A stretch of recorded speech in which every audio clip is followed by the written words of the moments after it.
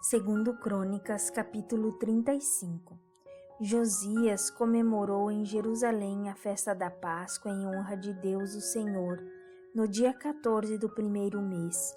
Foram mortos os carneiros para a festa.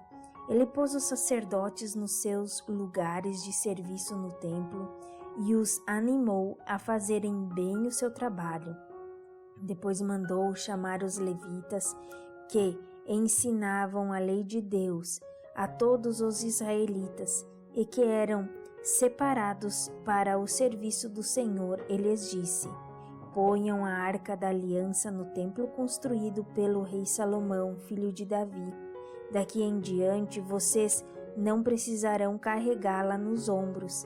Dediquem-se ao serviço do Senhor, nosso Deus, e do seu povo de Israel. Organizem-se para o serviço por grupos e por famílias, de acordo com as ordens escritas pelo rei Davi de Israel e pelo seu filho Salomão. Os grupos devem ser organizados de acordo com os grupos de famílias do nosso povo, a fim de que haja um grupo de levitas à disposição de cada grupo de família. Matem os carneiros para a Páscoa, purifiquem-se e preparem a festa, a fim de que os seus irmãos, os outros israelitas, comemorem a Páscoa de acordo com as ordens que Deus nos deu por meio de Moisés. Do seu gado e dos seus rebanhos, o rei Josias deu ao povo os animais para a festa da Páscoa: 30.000 carneiros e cabritos e 3.000 touros. As autoridades também deram ofertas ao povo, aos sacerdotes e aos levitas, e Euquias, Zacarias e Jeiel, os administradores do templo, deram aos sacerdotes 2.600 carneiros e cabritos e 300 touros para os sacrifícios da Páscoa. Os chefes dos levitas, Conanias, os seus irmãos Semaías e Netanel, e também Asabias, Jeiel e Josabade, deram aos levitas 5.000 carneiros e cabritos e 500 touros para a Páscoa. Quando tudo estava pronto para a festa, os sacerdotes foram para os seus lugares e os levitas se juntaram em grupos de acordo com o que o rei havia ordenado. Aí foram mortos os carneiros e os cabritos. Os levitas tiravam a pele dos animais, davam o sangue aos sacerdotes e estes borrifavam o altar com ele. Entregaram ao povo, segundo os grupos de famílias, a gordura dos animais que seria queimada como sacrifício a Deus o Senhor, de acordo com o que a lei de Moisés manda. E fizeram a mesma coisa com os touros. Depois assaram os animais de acordo com a lei, cozinharam as outras ofertas sagradas em panelas, caldeirões e frigideiras e distribuíram rapidamente para todo o povo. Em seguida, os levitas prepararam o que era deles e dos sacerdotes, os descendentes de Arão. Os levitas precisaram fazer isso porque os sacerdotes ficaram ocupados até a noite, oferecendo a Deus os animais que eram completamente queimados e a gordura. Os cantores do grupo de Asaf estavam nos seus lugares, de acordo com as ordens do rei Davi e de Asaf, de Amã e de Jedutum, o profeta do rei. Os guardas também estavam nos seus lugares, guardando os portões do templo.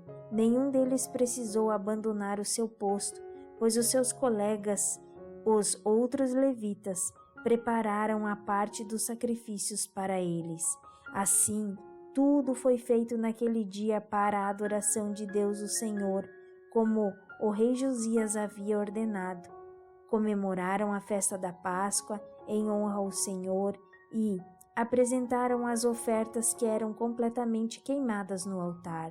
Durante 7 dias, todos os israelitas que estavam em Jerusalém tomaram parte da festa da Páscoa e na festa dos pães sem fermento. Desde o tempo do profeta Samuel, os israelitas nunca haviam comemorado uma festa da Páscoa como esta. Nenhum outro rei de Israel comemorou a festa como Josias fez, com que os sacerdotes e os levitas, com o povo de Judá e de Israel que estava presente e com os moradores de Jerusalém. Foi no ano 18 do seu reinado que essa Páscoa foi comemorada. Depois de tudo isso, quando Josias já havia acabado de pôr em ordem o templo e o culto, o rei Neco do Egito marchou com o seu exército para lutar em Carquemes, que ficava na beira do rio Eufrates. Josias saiu com o seu exército para lutar contra ele, mas Neco lhe mandou a seguinte mensagem: Rei de Judá, você não tem nada a ver com esta luta.